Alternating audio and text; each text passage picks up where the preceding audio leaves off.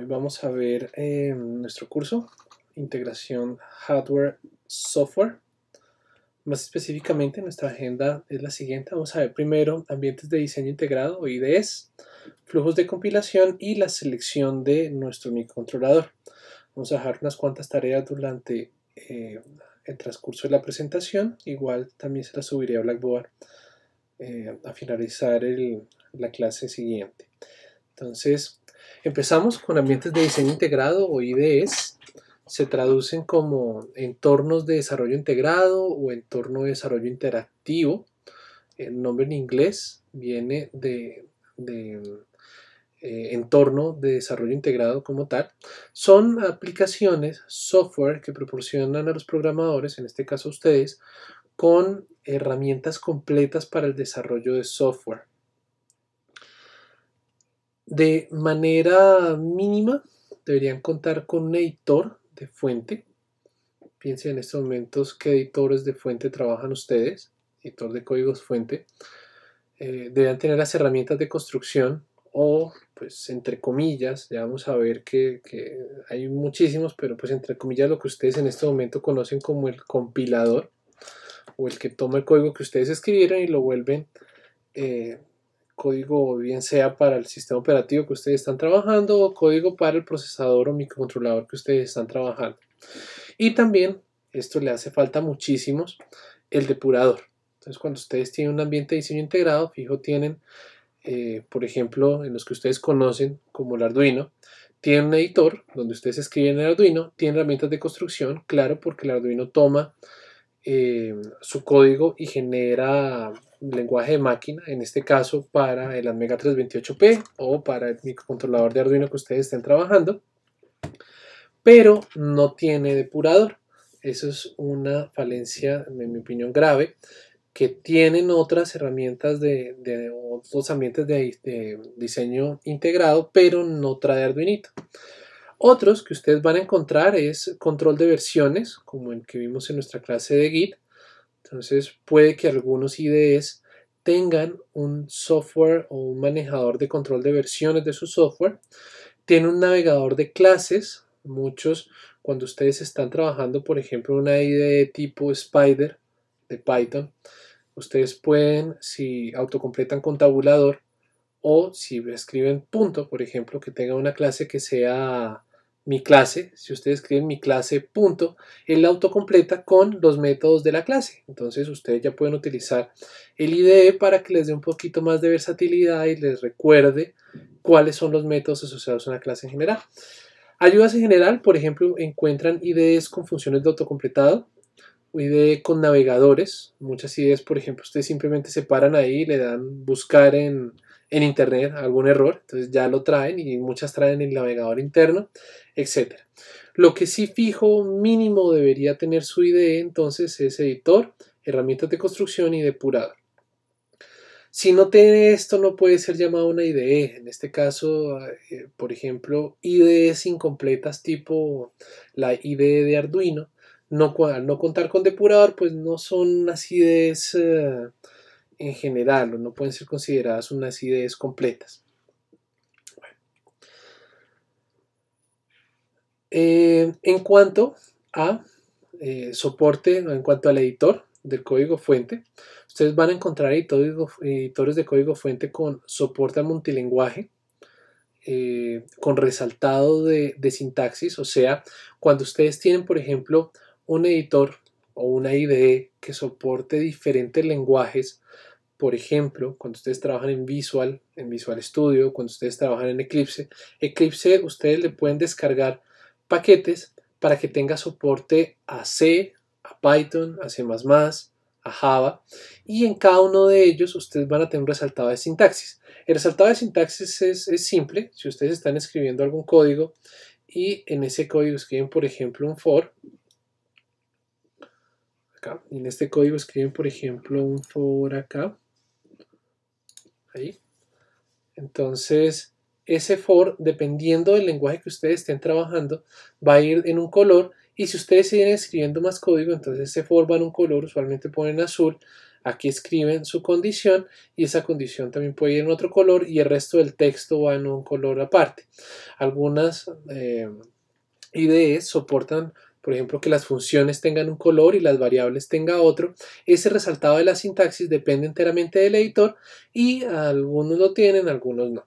Si ustedes trabajan con editores, solo editores, 100% editores, por ejemplo, Notepad++, por ejemplo, hasta cierto punto, el que está ahorita muy de moda, que es eh, Visual Studio Code, solo Visual Code, el que viene con editor nomás, tiene algo de soporte a Python, pero como tal es un editor. Él también ustedes le pueden descargar los paquetes para que soporte diferentes lenguajes y los deje resaltar. Los editores de código fuente también traen codificación del texto que ustedes están leyendo. De codificaciones famosas, fijo, van a encontrar estas. Está la UTF-8, que es la que utiliza la mayoría de textos por defecto en inglés. ANSI, y en las ANSI, por ejemplo, encuentran las ISO, la 88591, que es la por defecto cuando ustedes le ponen a su máquina en español. Colombia va a trabajar por defecto en esta y bueno, así hay un pocotón de codificaciones. La codificación les dice básicamente, la más conocida definitivamente es esta ASCII, es en ese texto que ustedes descargaron o en ese texto que ustedes están escribiendo, ese texto lo va a interpretar su editor como algunos símbolos.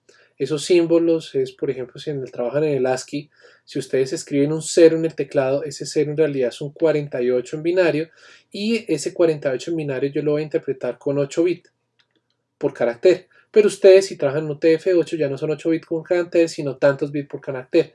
Entonces, esos tantos bits, que usualmente son 8 o 16, están codificados de alguna manera en algún lenguaje, en algún texto. Cuando hablo de lenguaje estoy hablando literal de lenguaje hablado, de español, portugués, inglés, etcétera, chino incluso.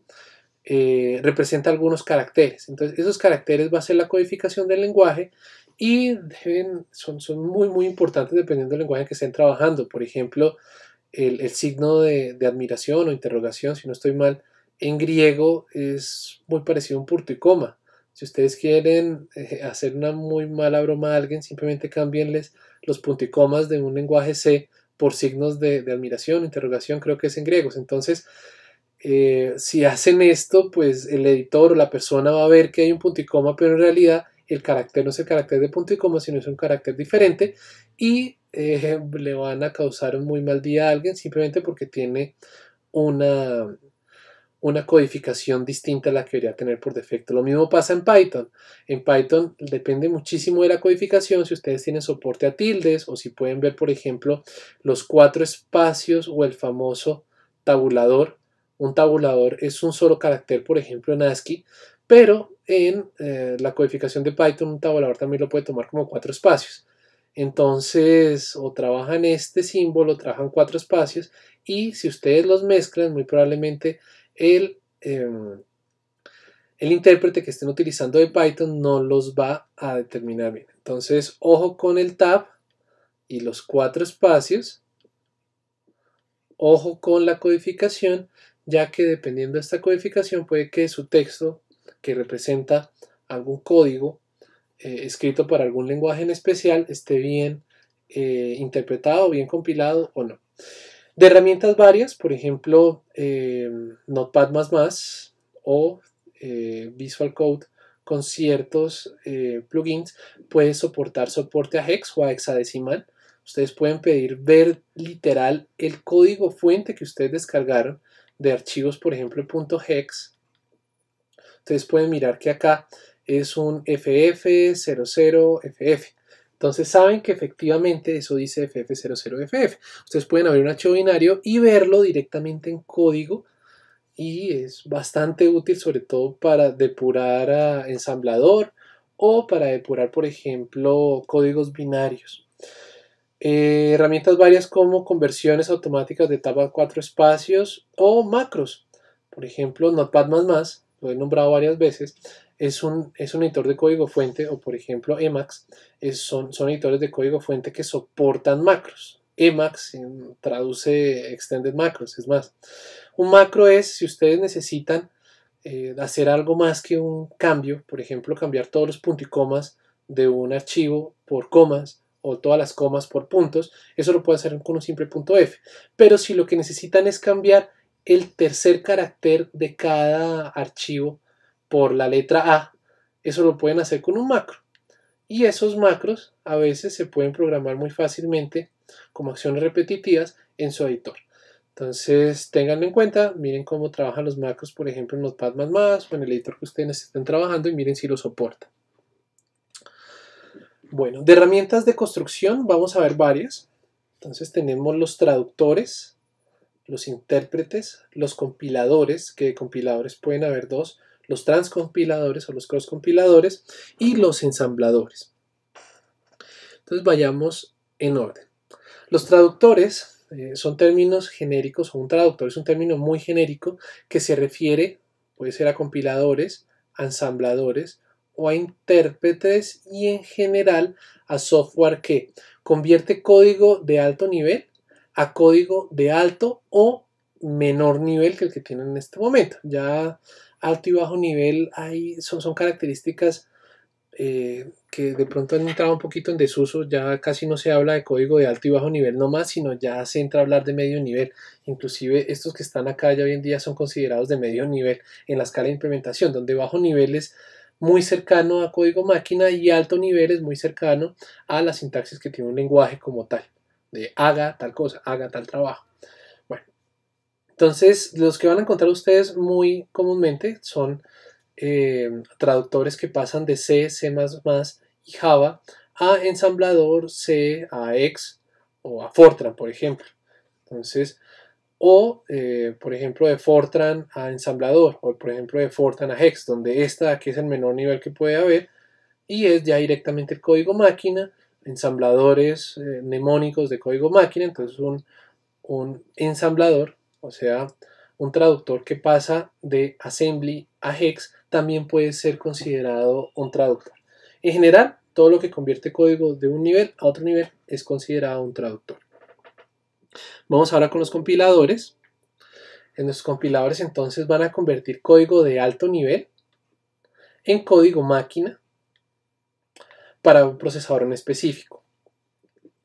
Ellos entonces brindarían las opciones de traducción, de guardado, claro, porque yo quiero tomar mi código que se encuentra en algún lenguaje y generar directamente y guardar definitivamente un código máquina, ya para que yo pueda pasarlo ya a mi procesador o ser ejecutado en mi sistema operativo. Entonces, por código máquina usualmente se puede referir a ensamblador, donde habría otro paso de más, otro proceso de compilación que toma mi ensamblador, otro proceso de traducción, perdón, que toma mi ensamblador y me genera código máquina, ¿sí? Es assembly o código ensamblado en instrucciones de máquina.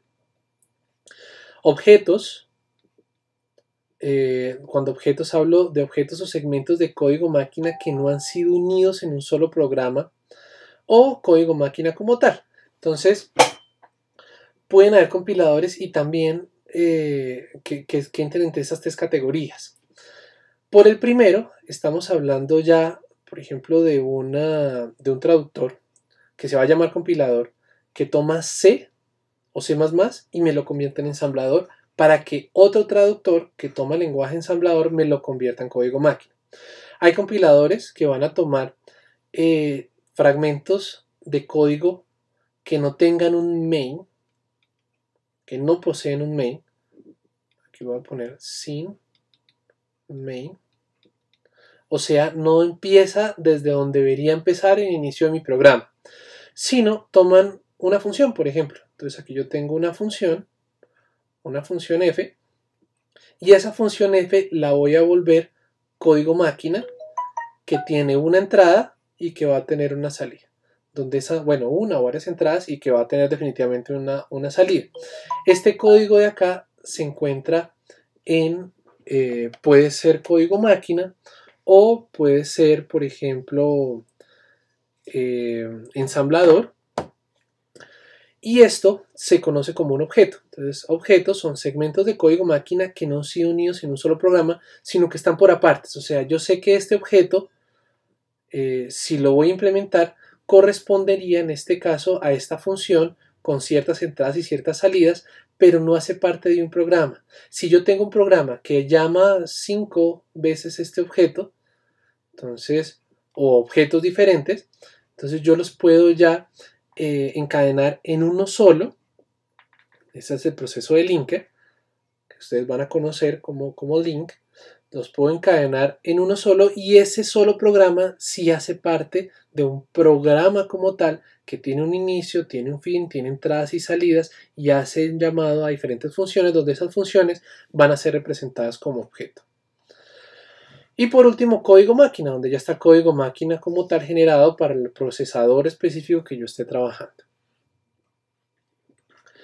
De compiladores, entonces tenemos dos. Están los cross compiladores, que es a los que ustedes están acostumbrados, por ejemplo, cuando trabajan con la interfaz de Arduino, con Arduino, la IDE incompleta, que ya sabemos, porque no tiene depurador. Entonces, el cross compilador también se conoce como compilador cruzado o cross compilación o cross compiler. Es cuando se parte de un procesador con una arquitectura o sistema operativo y el destino es otra arquitectura o sistema operativo. De cross compiladores no hay diferencia, pero usualmente hay dos. Cuando ustedes están trabajando en Windows y en un procesador x86, por ejemplo, o x86-64, en su procesador, y están generando código para el Arduino. Entonces, ustedes están haciendo una cross compilación o están haciendo un proceso de cross compiler. Entonces, generan su código acá, pero ese código está hecho por otra plataforma, en este caso Arduino. Lo mismo pasa, por ejemplo, cuando ustedes están en su computador y generan código, por ejemplo, para algún celular, por ejemplo, para Android o para OS X. Están haciendo un proceso de cross compilación.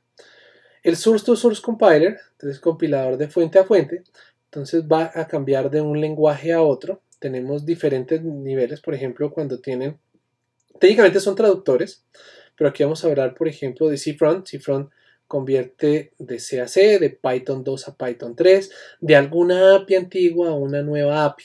Entonces, esos son transcompilers y se conocen como compiladores que van a cambiar su código de una fuente a otra. Entonces, cada vez que hablen de transcompiladores, son compiladores también, pero que no generan como tal código máquina, ni ensamblador, ni objetos, sino están generando en este caso código para que sea interpretado por otro compilador. Esto es más un argot, así lo van a encontrar ustedes en el argot o en línea o en la documentación en línea. Entonces, nada, para que estén acostumbrados a la documentación. Técnicamente yo sé, estos de acá son traductores. Pero también los pueden encontrar como transcompiler o source to source compilers. Cuando se habla de un compilador en general, puede que se haga mención a que si es un cross compilador o no. Pero si les hablan de cross compiladores ya saben a qué están haciendo referencia. En etapas de la compilación. Entonces aquí tenemos el código de entrada. Y aquí tenemos el código de salida y nótese que aquí estamos hablando de medios o altos niveles y aquí estamos hablando ya de código máquina. Así que estamos hablando del proceso de compilación más puro como tal, en el cual le entra código en algún lenguaje y le sale directamente código máquina. Entonces, de compilador tiene tres etapas, un front-end, un middle-end y un back-end. No vamos a entrar muy en detalle en estos dos, ya sé que son un poco complicadas. Les vamos a dejar unas cuantas lecturas para que ustedes vean como qué hay internamente. Pero sí vamos a hablar un poquito del primero. Entonces tenemos en ese frontend, que es, hay una verificación de léxico, que me dice qué tan bien escrito o qué tan bien cumple el léxico de mi lenguaje. O sea que el for sí está escrito como for y sea interpretado, o sea la sintaxis y la semántica, o sea, por ejemplo, que las funciones estén escritas como son, o la semántica, en este caso, que si esté cumpliendo las reglas como el punto y coma, como los paréntesis, en este caso. Esto incluso puede llegar a ser en tiempo real de ese front-end. Hay front-end, por ejemplo, como MATLAB, que les dice cuando ustedes tienen errores de sintaxis, de léxico, de semántica, y se los va diciendo en el momento. Dice como, hey, esta línea no te la entiendo, tienes que cambiarla porque está mal escrita. Estoy haciendo referencia a ese front-end y ese es el primer nivel del compilador, necesario para pues, que el código que ustedes están escribiendo sí sea interpretable por una máquina. Este tiene la función de representar el código que ustedes tienen escrito en C, C++, Java, etcétera, etcétera, etcétera, en lo que se conoce como un IR, un Intermediate Representation, una representación intermedia.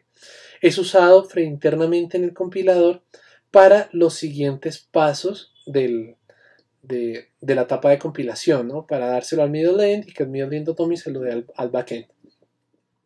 Entonces, es esa primera etapa que ustedes tienen en su compilador que les dice que el lenguaje está bien escrito. Por ejemplo, es la que se encarga de generar las variables del precompilador, o los define. Cuando ustedes tienen un código en C y ustedes dicen al principio que defina todo lo que diga, no sé, pi como 3, 14... 15, 92, etcétera, etcétera, etcétera, 65, 35, tienen aquí un number define. Entonces, ese number define es tomado por ese frontend y es un reemplazo literal que todo lo que diga pi me lo va a cambiar por el flotante 3, 14, etcétera, etcétera, etcétera. Entonces, ya eso lo tomaría los siguientes pasos de frontend, las verificaciones de léxico, sintaxis y semántica, y me generaría una representación intermedia. Esa representación intermedia puede estar hecha de muchas maneras. Usualmente son grafos, tampoco quiero entrar en detalles sobre eso, pero es una representación de su algoritmo en un lenguaje interno o una representación interna de lo que ustedes quieran escribir, pero ya no se encuentra en el lenguaje como tal. Entonces, en esa representación interna, el middle end optimiza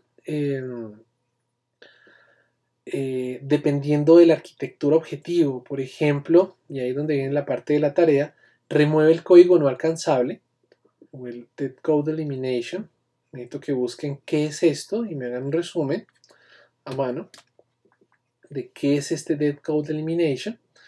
¿Qué es esa propagación de constantes? Voy a pedir un ejemplo para cada una de estas, o constant folding, lo encuentran en este link, y entre otros. Entonces de eso sí no pido ejemplos, pero quiero que me definan qué es el pephole, qué es interprocedural, qué es el loop transformation, y esto sí, les voy a comentar ahora la optimización y la paralelización automática. Algunos lo tienen, sobre todo la optimización, sí, casi fijo lo tienen. Vamos a ver unos cuantos ejemplos para un compilador muy genérico, que es el de GCC, el que ustedes fijo han trabajado, si han trabajado Arduino, a ver, GCC utilizan ustedes.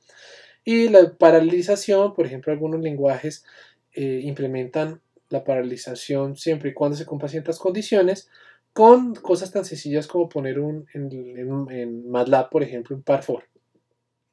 Entonces, si ya ponen par for, todo lo que está dentro de ese par for, siempre y cuando cumpla ciertas condiciones, va a estar paralelizado. Ese tipo de paralelización se hace automática y la hace ya directamente el middle end.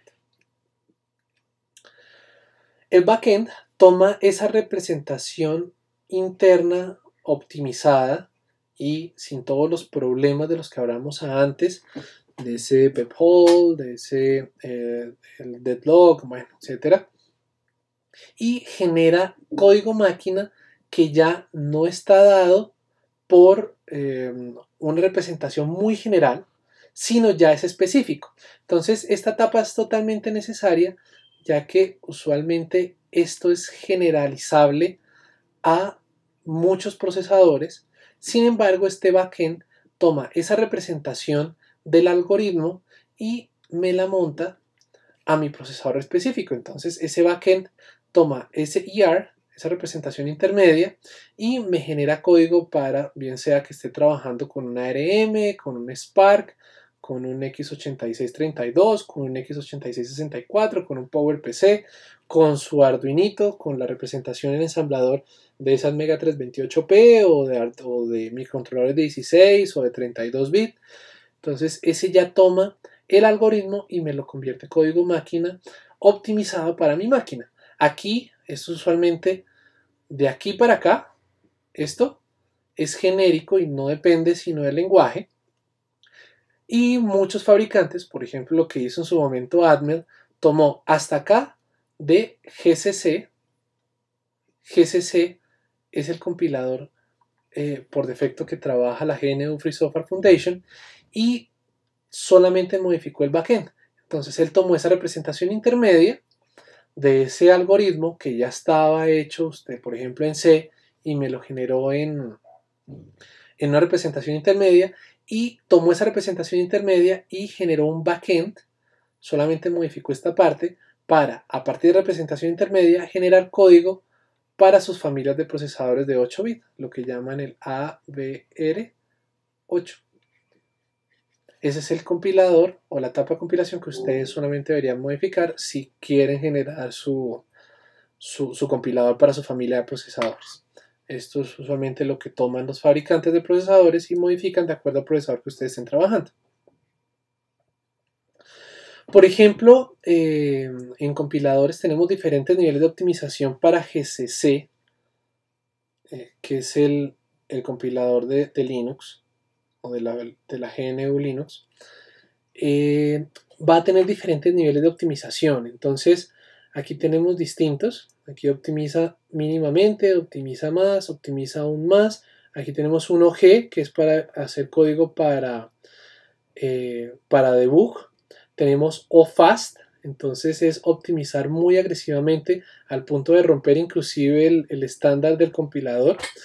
Y mientras más bajen ustedes en aquí, mientras más bajen ustedes, usualmente están optimizando el código para velocidad. Tienen una optimización para tamaño. Entonces hay uno de estos que me dice habilita todos, las O2, y notifica, bueno, este de acá, este OS, cuando ustedes tienen un código que dicen, por ejemplo, ese código no me cabe en la memoria, uno le puede poner un OS o le puede poner una optimización o 0 o 1, más o menos, bajas. Eso hace que el código ya quepa en la memoria, so pena de que si ustedes tenían un bucle, ese bucle ya no se partió como instrucciones, sino es un bucle como tal. O sea, siempre hay un trade-off entre velocidad y tamaño. Ustedes pueden tener código muy rápido. Por ejemplo, un ejemplo sencillo es, ustedes quieren hacer un seno. Entonces tenemos aquí el seno de algo. Si ustedes quieren hacerlo muy rápido, ustedes toman toda esta función seno y la tabulan y ponen lo que se conoce como una tabla de lookup, una tabla de búsqueda, en el cual aquí tienen el X al cual le quieren sacar el seno, y aquí tienen el f de X que quieren ustedes hallarle el seno, o ya la función evaluada. Si ustedes lo ponen en una tabla y pues quieren sacar el seno de 5, entonces van y buscan la posición número 5 y devuelven esta posición. El problema es que esto de acá gasta memoria. Más. En cambio, si ustedes lo hacen por memoria, esto gastará mucha memoria. Pero si lo hacen por velocidad, pues es la forma más rápida de hacerlo, ya que solamente requerirá un par de instrucciones. Si quieren hacer lo contrario, si quieren no gastar mucha memoria, pero no les importa la velocidad, pues entonces ustedes pueden hacer alguno de los algoritmos para tabular el seno de X. Pueden utilizar alguna serie o alguna de las muchas adaptaciones que hay para generar el seno de X a partir de operaciones de suma, restas, multiplicaciones, etcétera, de operaciones un poco más simples. Esto tiene la desventaja de que pues obviamente van a tener que hacer más operaciones para sacar el seno de X, pero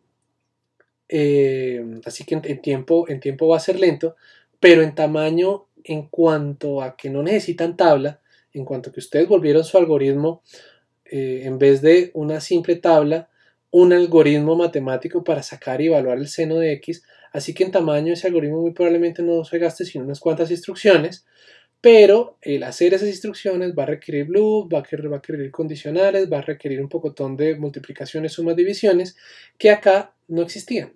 Entonces va a ser mucho más lento, pero va a ocupar menos memoria. Es una explicación muy rápida de cómo trabaja esto, obviamente a nivel de algoritmo y obviamente no solamente para un seno, sino para loops, para algoritmos en general que puedan ser optimizados por su proceso de compilación para que sean rápidos, gastando más memoria, o para que gasten menos memoria, pero sean un poco más lentos. Entonces, esos van a ser los niveles de optimización. Va a haber muchos tipos de algoritmos que pueden llegar a ser optimizados, algunos no, pero la mayoría sí. Como hay diferentes niveles de optimización y una tabla donde nos dice más significa que se demora más tiempo, por ejemplo, de ejecución, más significa más tamaño de código, menos uso de memoria y menos tiempo de compilación. Aquí estamos, en estos dos, estamos hablando de la memoria utilizada para compilar y del tiempo que se demora en compilar, o sea, en producir el código máquina a partir del código en el lenguaje que ustedes estén trabajando y la memoria que usa en el computador que están trabajando para generar el código, ¿no? Esto sí ya es en el código como tal, en el código máquina como tal, el tiempo de ejecución de ese código máquina y el tamaño del código de ese código máquina. Entonces, aquí tenemos la opción 0, donde dice optimización para tiempo de compilación. Entonces ahí está, tiempo de compilación. Y aquí, por ejemplo, miremos en No Fast. Entonces tenemos que este es el que le toma menos tiempo de ejecución, o sea, es más eficiente en tiempo de ejecución, pero tiene el problema entonces que gasta muchísimo procesador, mucho más tiempo de compilación y muchísima más memoria. Vemos, por ejemplo, si optimizamos para tamaño, entonces aquí voy a utilizar mucho menos tamaño, no voy a utilizar tanta memoria, pero sí mucho tiempo de compilación. O hacemos un nivel de optimización, por ejemplo, O3, tenemos tiempo de ejecución mucho menor y un nivel de uso de memoria y tiempo de compilación mucho más grande. Entonces es muy parecido para este compilador, para GCC, O3 a OFast, y tenemos los otros que ya puede darle un poquito más de prioridad al tamaño del código, por ejemplo acá, donde ustedes le ponen un nivel de optimización o 0. Bueno, sigamos. Entonces tenemos ahora de intérpretes. Un intérprete, como un intérprete de Python, por ejemplo, traduce un código como un compilador, pero lo ejecuta inmediatamente. Así que yo no tengo ese proceso en el cual tenía yo un código en, por ejemplo, acá en C, y a partir de mi código de C yo voy a generar un lenguaje máquina, por ejemplo un hex. En este caso hay un paso intermedio, o sea, yo tengo mi código en Python, y mi intérprete es otro programa que toma ese script de Python y genera código que va a ser corrido bien sea en C o directamente en hex, pero internamente el que lo está corriendo es él, no lo está corriendo ni el procesador ni el sistema operativo. Entonces por eso se llama intérprete. Otros ejemplos de intérprete, por ejemplo está el de Perl, el de Python, MATLAB, Ruby, el mismo Shell de Linux o el mismo CMD o esa consola de Windows. Y tiene la característica general que no requiere que todo el código sea compilado al lenguaje máquina como tal. Este ya puede utilizarse en microcontroladores, por eso lo incluí. Ustedes pueden encontrar una versión de MicroPython ya para ser ejecutado directamente en un microcontrolador, y ustedes cuando accesan a ese microcontrolador pueden correr línea por línea o pueden mandarle un script para que él se ejecute ese script. Obviamente esto es muy alto nivel, pues es lo más alto nivel que ustedes van a encontrar en mi controlador. Es un poco ineficiente, pero deja llegar deja llegar al público muchísimo más rápido. Ustedes pueden generar aplicaciones que lleguen al público casi que de un día para otro, porque no necesita tener todo ese proceso de compilación y de generación de un código fuente, sino están corriendo como tal código interpretado sobre su microcontrolador. Siguiente, tenemos los ensambladores. El ensamblador se conoce como el encargado de convertir el lenguaje ensamblador en lenguaje máquina, y muchos compiladores pueden pasar, por ejemplo, de C a Assembly, y de ensamblador a Hex. O algunos otros simplemente pasan esto. Eso sí, ya depende de cómo esté trabajando su traductor o su compilador. Bueno, partimos un poco de tema a nuestra siguiente temática de la clase. Vamos a ver los pasos para una correcta selección de microcontrolador. Entonces vamos a hacer un ejercicio para cada uno de los pasos a continuación. Van ustedes a ir seleccionando de acuerdo a cada uno de los proyectos que ustedes tienen para este semestre un grupo adecuado de componentes de la siguiente lista. Entonces van a encontrar la presentación en la sección de archivos. Por favor, pueden descargar estos dos links de ahí. Y van ustedes mirando, dependiendo de su proyecto, pueden pausar el video, qué componente les sirve y qué no. Entonces, los primeros pasos para una correcta selección: primero es la característica de hardware, el microcontrolador como tal. ¿Cuántos pines van a utilizar? Muy importante. Y un dato también importante es en cuanto a los pines. Si ustedes dicen mínimo necesito 15 pines, pues tener una salvaguarda, ¿no? No utilizar un microcontrolador de 15 pines, pues porque estaría muy justo, y cualquier mínimo error que hayan cometido o cualquier actualización que ustedes quieran hacerle a su hardware, les tocaría como tal cambiar de microcontrolador para añadir un pin más que alguien les pidió, en vez de simplemente tener el mismo código, añadirle a su impreso otro pin más y tenerlo, o simplemente tenerlo ya cableado, por ejemplo, un LED o un puerto I/O, un puerto GPIO ya de su tarjeta, no del microcontrolador. Entonces, siempre vayan un poco más por encima de lo mínimo necesario. Usualmente un 10% es más que suficiente. Siguiente, el número de periféricos que ustedes van a tener. Ya hacemos un poquito de detalle, pero definitivamente ustedes van a necesitar un ADC para sus proyectos, pero también puede que necesiten un DAC. Este de acá no sabemos, puede que lo tenga su microcontrolador o no. También puede que ustedes estén trabajando, por ejemplo, con alguna familia automotive, por ejemplo, que estén trabajando con CAN, con Buscan. Entonces, averigüen en este momento, pausen el video, pongan en Google qué es CAN. Puede que necesiten o puede que no, o que estén trabajando con algún bus en especial o con algún protocolo en especial. Entonces, ese número de periféricos depende de qué van a hacer y qué periféricos necesitan. Fijo, ustedes van a necesitar DAC, unos cuantos timers de 16 bits, de 8 bits. También van a necesitar una UART, también van a necesitar un TWI, porque fijo, o van a tener un I cuadrado C o van a tener un SPI. Entonces, fijo, van a necesitar un modulito de UART y SPI. De UART, nosotros les estamos pidiendo a ustedes dos UART. Una para que conecten su pantalla y tengan la visualización de datos, o hagan su software en Python y tengan su visualización de datos. Y otra, bien sea para que desde su PC puedan configurar ciertos aspectos internos de la máquina. Eso es en mi caso. En mi caso les vamos a pedir esto. En el caso de otros profesores, por favor pregunten a su profesor cuántas watts será lo mínimo que necesitan. Voltaje. Eso va a depender del voltaje de operación de todos sus componentes. Puede ser de 3.3, lo usual, o 5 voltios. Igual tienen que mirar. Puede ser menos, no creo que sea más, pero por lo menos deben ser 3.3 o 5 voltios. Entonces deben garantizar que o trabaje a 3.3 o trabaje a 5 o trabaje a ambos. Potencia. Nosotros vamos a requerir para nuestro diseño modos de bajo consumo, así que deben tenerlos en cuenta, que tenga efectivamente modos de bajo consumo.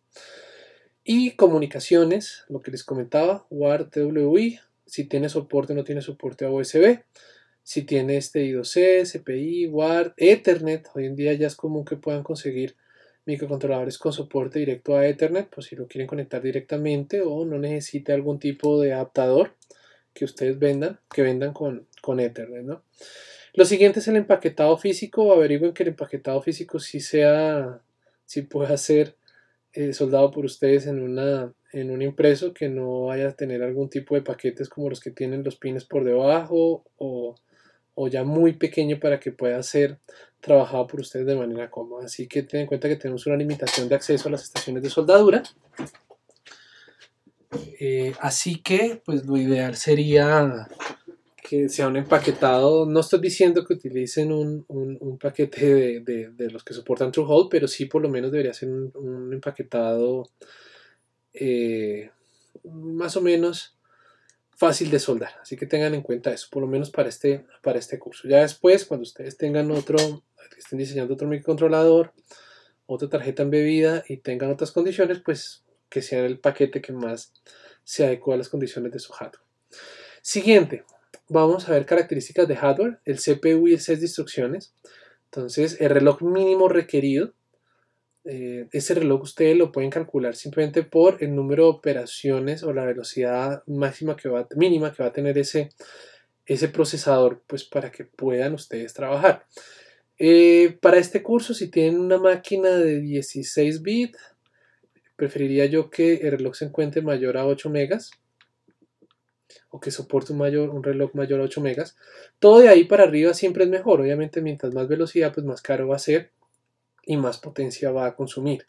Así que pues ustedes pueden diseñar con un reloj que soporte hasta 32, por ejemplo, y en la práctica, a partir de la experimentación, a partir de un desarrollo teórico, pues darse cuenta que ese que puede llegar a soportar hasta 32, si lo trabajan a 8 megas, pues va a consumir mucho menos y aún así van a alcanzar a realizar sus operaciones. Siguiente, el tamaño del set de instrucciones, si es de 8, 16 o 32 bits, y también la ALU, que tantas operaciones puede hacer. Por ejemplo, en DSPs es muy normal encontrar DSPs de 32 hoy en día, pero en DSCs también, pero en microcontroladores ya sí serían de 8 16. Ya yo creo que para este curso uno de 16 sería lo ideal, ¿no? Ya 32 es un poquito grande para este curso y 8 yo creo que se nos queda un poco pequeño, así que 16 sería una opción ideal y que tenga soporte, por ejemplo, en parte de su ALU, que tenga soporte a punto fijo, multiplicaciones en punto fijo de hasta 16 bits sería lo ideal. Si lo puede hacer, súper bien. Si puede hacer multiplicaciones en punto fijo y un poquito más sobre acumuladores o registros, en este caso, que puedan tener un poco más, sería lo ideal. Esto lo consiguen en las especificaciones. Algunas de 32 bits, no estoy seguro si 16, pero algunos procesadores de 32 bits sí tienen soporte a punto flotante, o sea que ustedes pueden directamente desde la ALU realizar operaciones en punto flotante sobre palabras de 32 bits usualmente y devolver un punto flotante. Entonces esto usualmente ya lo tienen, son DSPs. Y pues obviamente va a incrementar un montón el precio del microcontrolador o el DSC. Yo les estaba hablando de MPUs, MCUs, DSPs, pero pues no había definido qué era. Un MPU es una unidad microprocesada. Estos ya casi que no los venden como para control. Sí se vende obviamente para hacer microproceso, pero pues bueno, es básicamente solo el procesador, una unidad de microprocesador solita. Venden MCUs, que esto es lo que estamos más acostumbrados nosotros, unidades de microcontroladores. Es el Arduinito, ese Atmega 328P y todas las de la familia de esos de 8, también un poco de familias de 16 bits, que son MCUs. Los DSPs, Digital Signal Processor, son como el equivalente a esos MPUs, ya que el DSP puede que por definición el fabricante no le incluya algún tipo de periféricos, ¿no? Claro que algunos fabricantes sí meten en su línea de DSPs también microcontroladores con capacidades de DSP y también los suele llamar DSP, pero la mayoría los llaman es DSCs, que son controladores digitales de señales.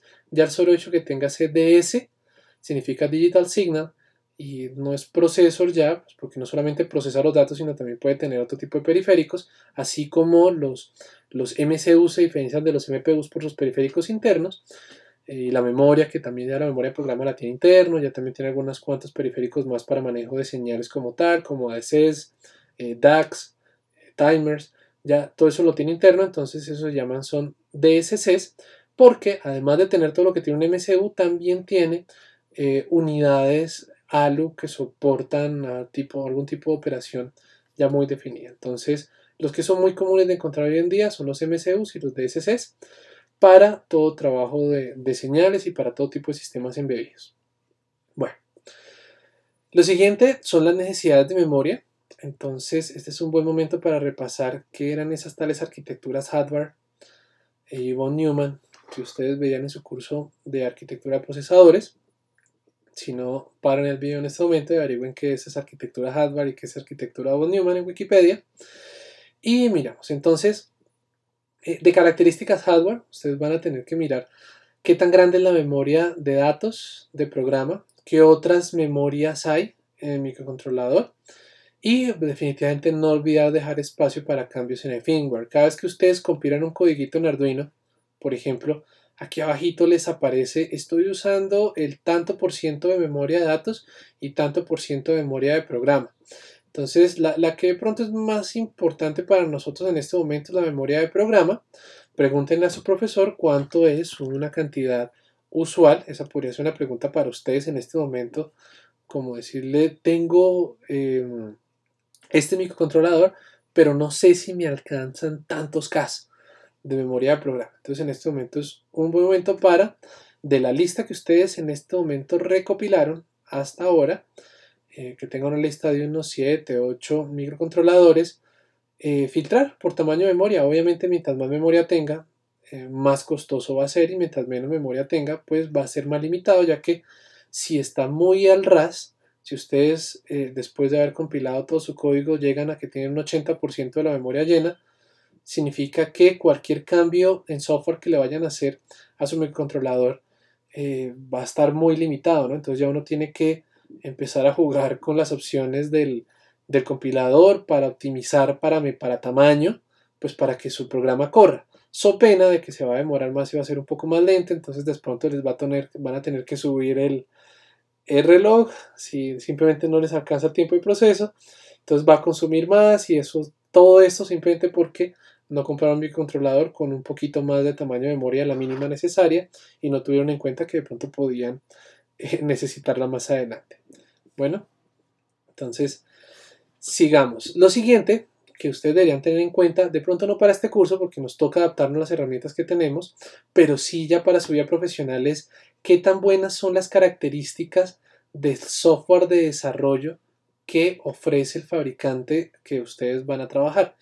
Me ha pasado que miro solamente las especificaciones en hardware del fabricante, y yo veo que hay dispositivos que en hardware son espectaculares, que cuentan con un pocotón de opciones súper chéveres en el estado del arte, pero puede que el hardware sea muy nuevo y muy reciente y en el puro tope del estado del arte de producción de MPUs o de controles digitales de señales, pero el software ya no es tan bueno, porque ustedes van a ver y la IDE es la misma IDE que tiene la empresa desde 1980 y no le han hecho muchos cambios y no tiene tan buenas habilidades de integrar el código que ustedes tienen, no tiene sino lo mínimo para ser considerada una IDE. Pausen en este momento y vuélvanse y pregunten qué es eso mínimo. Y fuera de eso puede estar con un pocotón de bugs, y fuera de eso las librerías que les ofrecen a ustedes les ofrecen, por ejemplo, un super microcontrolador que tiene módulo de DSP, pero el modulito de DSP les vale, no sé, $1000. Entonces, literal, eso puede pasar. Mientras que puede haber otro fabricante que de pronto no ofrece el mismo dispositivo, pero su IDE sí es espectacular y les ofrece los mismos módulos de software que este fabricante les ofrece a $1000, este los ofrece gratis.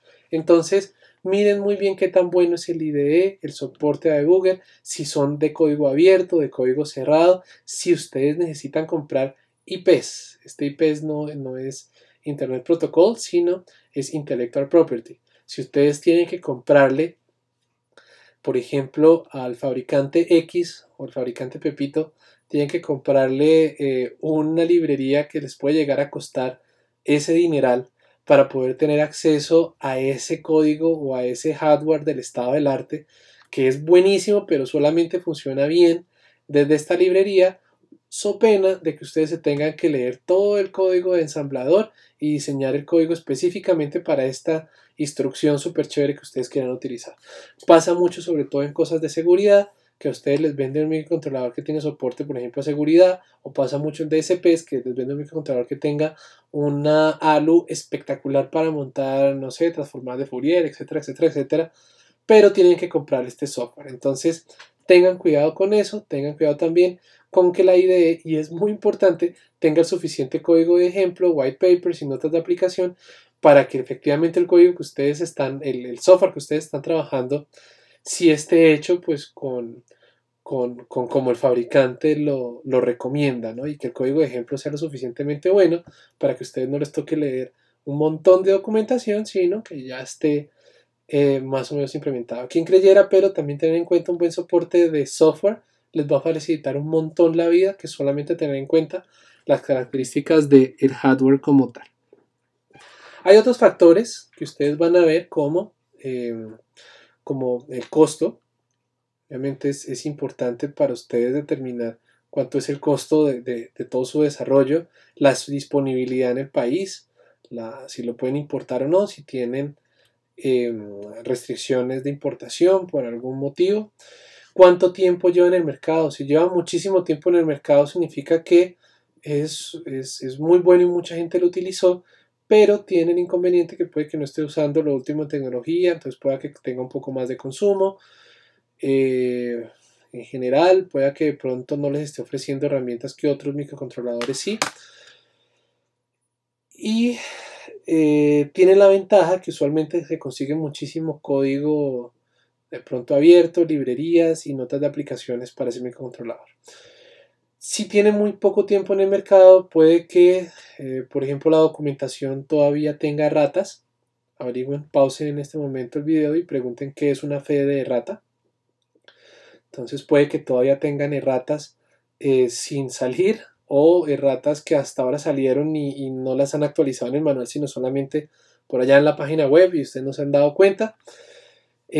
O puede que sean productos que tengan algún tipo de bug, ¿no? Y que ustedes no le van a encontrar soporte. Entonces, una por otras. O están usando el estado del arte o están usando procesadores un poco más viejitos pero con más soporte. El costo de las tarjetas de desarrollo, solamente cuando ustedes van a hacer un producto nuevo, uno no empieza directamente sobre el producto, sino sobre una tarjeta de desarrollo para acostumbrarse al procesador. El costo de compilador, no todos los compiladores son gratuitos, ustedes están acostumbrados a ver GCC, pero por ejemplo hasta no hace mucho MPLAB en su versión completa era pago, ¿no? Y hoy en día también hay compiladores de MPLAB que siguen teniendo un costo, o librerías para ese compilador que sigue teniendo un costo como tal. Por ejemplo, las librerías de DSP, algunas y algunas funciones de DSP optimizadas para algún compilador, ellos están cobrando por eso. Si está disponible, si no es un producto que se encuentra obsoleto ya en este momento. Y bueno, lo que les comentaba ya, y el tiempo de mercado. Entonces, ya para finalizar, tenemos nuestra tarea, sería nuestra tarea número 2, perdón. Sería realizar un documento de entrega grupal que contenga los fabricantes de microcontroladores, por lo menos que tenga Microchip, Analog Devices, Cypress, Freescale, Intel, Texas Instruments y STM. Hay unos de esos que de pronto cambiaron de nombres, estos se viven comprando entre ellos.